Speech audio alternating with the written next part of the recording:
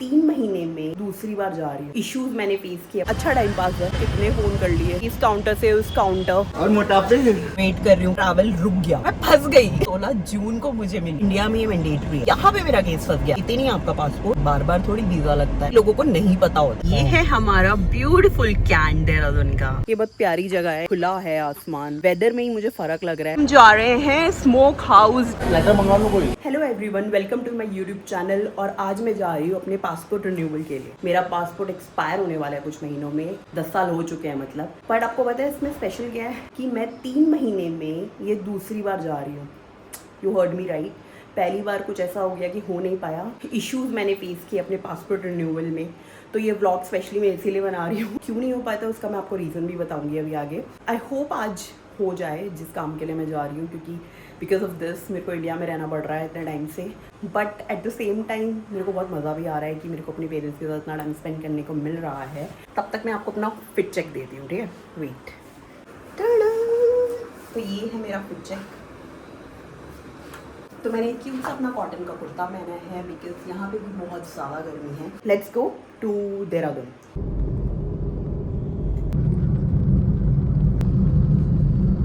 तो अब मैं पहुँच गई हूँ पासपोर्ट ऑफिस और मैं कर रही हूँ शिवम का वेट, क्योंकि है मेरे पास बहुत सारा लगेज। ये है मेरा लगेज, एक ये और एक ये छोटा बैग। वो आएगा फिर मैं गाड़ी में सामान रखूँगी, क्योंकि मैं कैब से आई थी देहरादून हरिद्वार से।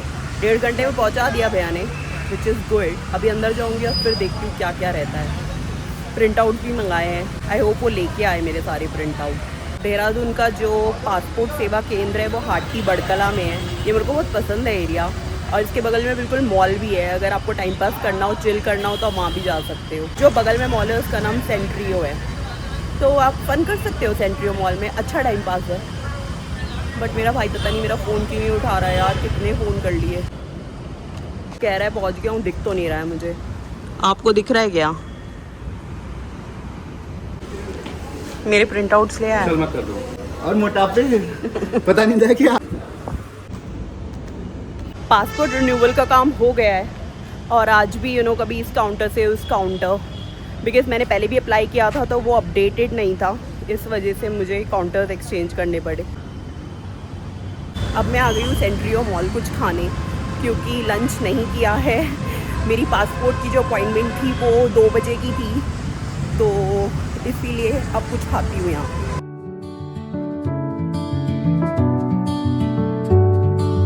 तो अब हम जा रहे हैं smoke house Delhi, table for 2।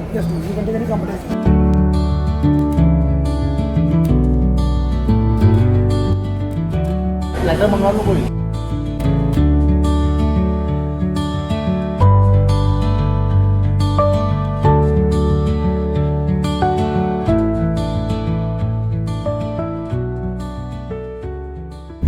तो ये है कैंट एरिया जहाँ मैं जा रही हूँ। देखो कितना प्यारा रास्ता है। ये है हमारा ब्यूटीफुल कैंट देहरादून का।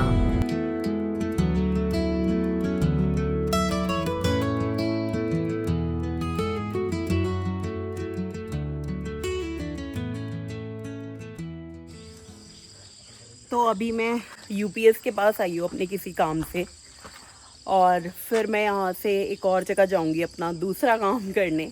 ये बहुत प्यारी जगह है, यहाँ पे बहुत खुला है आसमान, मतलब ग्रीनरी है बहुत। ये बेसिकली दूसरा कोना है देहरादून का। अगर आपने पेट्रोलियम यूनिवर्सिटी सुना हो, उसके पास आई हूँ मैं। और आप यहाँ पे देखो कितनी ग्रीनरी है, मतलब वेदर में ही मुझे फ़र्क लग रहा है देहरादून मेन सिटी से, और यहाँ पे थोड़ा सा टेम्परेचर का फ़र्क तो है। चलो चलते हैं।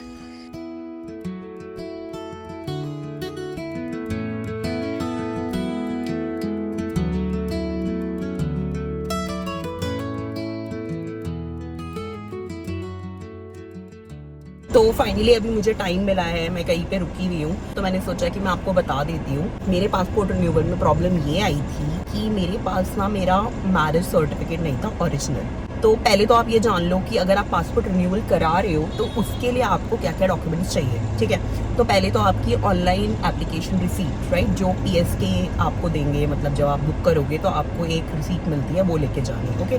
इसके अलावा जो सबसे इंपॉर्टेंट डॉक्यूमेंट है रिन्यूअल के लिए वो है आपका आधार कार्ड, जो कि एड्रेस प्रूफ के लिए होता है। इसके अलावा आपका 10th का पासिंग सर्टिफिकेट, 10th की मार्कशीट नहीं, पासिंग सर्टिफिकेट, वो आपकी डेट ऑफ बर्थ के लिए मांगते हैं आई गेस, एंड आपका पुराना पासपोर्ट, वो तो आप लेके जाओगे ऑफ कोर्स। तो इन सब की भी आपको फोटोकॉपी लेके जानी है, क्योंकि वहाँ पे फिर आपको इशू होगा, वो आपको ये कहेंगे फोटोकॉपी करा के लाओ, वो फोटोकॉपी करा के लाओ, तो ये 3 तो आपको चाहिए। अब आते हैं मेरी केस में, जैसे कि अभी आपको पता है कि मेरी शादी हो गई है, राइट। मेरे रिन्यूएबल में अब मुझे मैरिज सर्टिफिकेट भी दिखाना पड़ेगा, ठीक है, ये एक और क्लॉज है। फर्स्ट टाइम ऐसा हुआ तो उन्होंने मुझे कहा ओरिजिनल लेके आओ, तो ओरिजिनल मेरे पास था नहीं, वो यूएस में था मेरे हस्बैंड के पास। और एक बात और थी कि ना उसमें नाम थोड़ा सा अलग दिखा रहा था, तो उन्होंने कहा नहीं, इस नाम को भी आप करेक्ट करके लाओ, तो नाम करेक्ट करना था। तो ऑफकोर्स फिर वो तो बहुत लंबा प्रोसेस हो गया था ना, तो फिर मेरे हस्बैंड आए, फिर हमने वो ठीक किया, और फिर जाके मुझे अपॉइंटमेंट मिली। तो फिर वो मार्च की जो अपॉइंटमेंट थी, आई रिमेंबर 23 मार्च की मेरी अपॉइंटमेंट थी, और फिर 16 जून को मुझे मिली है। मतलब देख रहे हो कितना लंबा प्रोसेस हो गया। इंडिया में ये मैंडेटरी है कि मतलब आपका स्पाउस का नेम ऐड होगा, और कंट्रीज में ऐसा नहीं है। अगर आप नहीं चाहते हो ऐड करना तो आप मत करो, आपके फादर का नाम है, दैट्स ओके। उन्होंने फिर मुझे कहा कि आपकी फाइल हम होल्ड पे डाल रहे हैं, क्योंकि हमें ऐसा ही है, ओरिजिनल चाहिए, हमें चेक करना है। तो यहाँ पे मेरा केस फंस गया। तो लेते नहीं आपका पासपोर्ट, उन्होंने पंच किया, दैट मीन्स कि अब ये कैंसिल हो गया, और अब मुझे नया पासपोर्ट मिलेगा विद द यूनिक नंबर, एक नए नंबर के साथ। तो उसमें मेरा वीज़ा तो होगा नहीं ऑफ कोर्स, क्योंकि वो यूएस वीज़ा है, तो वो तो बार बार थोड़ी वीज़ा लगता है, तो वो वीज़ा पुराने वाले में रहेगा। अब क्या होगा कि मुझे दोनों पासपोर्ट अपने कैरी करने पड़ेंगे। तो बेसिकली ये मैं आंसर इसलिए कर रही हूँ ताकि आपको पता चल जाए, ये भी लोगों को नहीं पता होता है, मतलब एटलीस्ट मुझे तो नहीं पता था, और इवन मेरे हस्बैंड को भी नहीं पता था। आई होप, मेरे को लगता है मैंने आपको बहुत कुछ बताया होगा, क्योंकि मैं जो भी होता है मेरे से फर्स्ट टाइम में एक्सपीरियंस कर रही हूँ, वो मैं शेयर करती हूँ। चाहे वो मेरी मम्मी का वीज़ा था या मेरे पासपोर्ट की चीज़ें थी, रिन्यूअल से ही रिलेटेड थी। हालांकि I am just trying to be a medium, कि अगर आपको कोई क्वेरी है या आपको लगता है यार ये कैसे होता है, क्या होता है, तो फिर मैं आपकी हेल्प कर पाऊँ।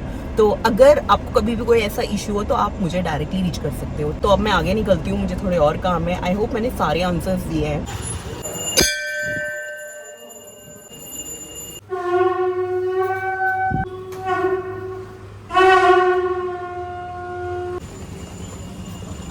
मैं अभी पंचायती मंदिर गई थी, क्योंकि आज बड़ा ट्यूसडे है, हनुमान जी का दिन है, और ये मेरे घर के पास ही एक हनुमान जी का मंदिर है।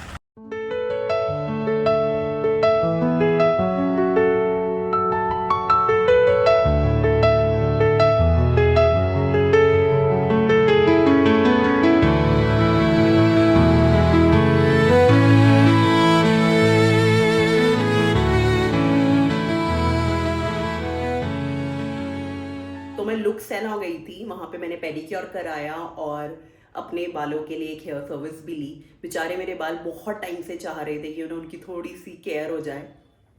तो मैंने आज वो करा ली। आज का दिन मेरा इतना ज़्यादा फ्रूटफुल था, आज मैंने बहुत सारी चीज़ें कंप्लीट की, मुझे खुद नहीं बिलीव हो रहा है, ओ माय गॉड, मैंने कितनी सारी मेरी जो चेकलिस्ट थी उसे कंप्लीट किया। अगर आपको मेरी वीडियो अच्छी लगी हो तो please do like, share and subscribe my channel. I see you in my next vlog, ठीक है, चलते हैं, बाय।